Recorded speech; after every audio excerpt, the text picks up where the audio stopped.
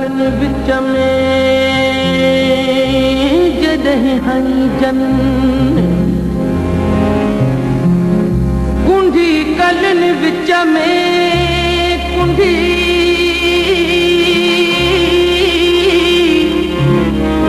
कुंडी कलन विच में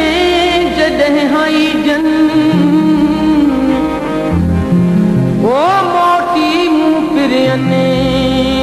कढण जी कान कई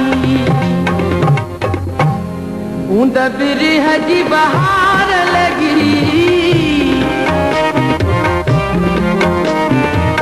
ऊंद बिरह जी बहार लगी दर्द बंदिया जो थे वधी पियो ऊंद बिरह जी बहार लगी दर्द बंदिया जो थे वधी पियो ऊंद बिरह जी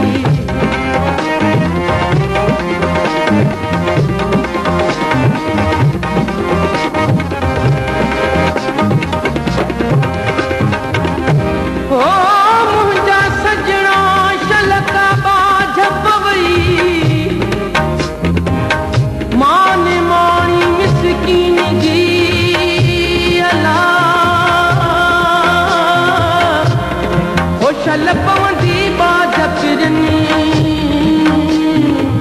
वठड़ा मी हमली रतेड़े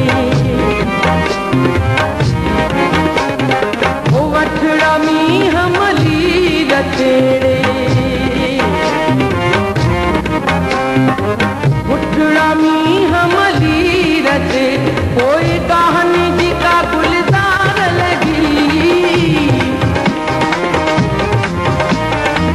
कहानी जी का गुलजार लगी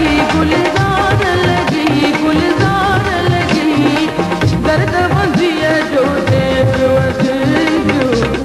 बिरह जी बहार लगी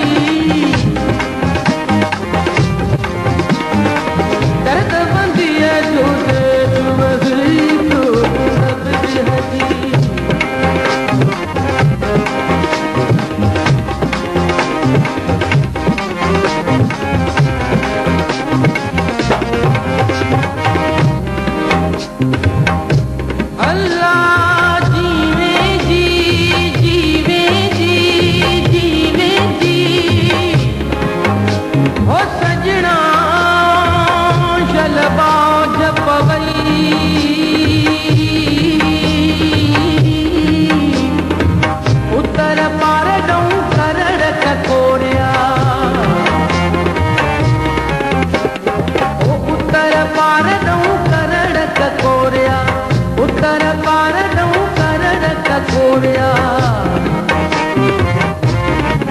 साईं दहलनी जी का दहकार लगी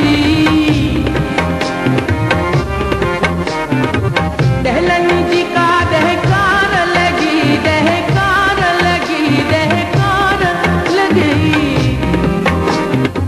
दर्द बंदिया जो दे वधी पियो बिरह जी बहार लगी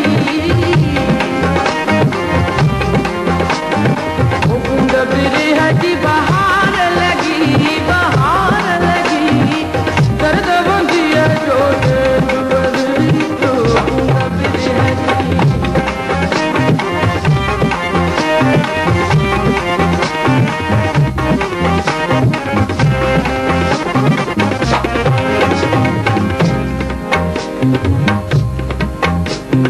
ओ सर क्यों शाह लतीफ बैठो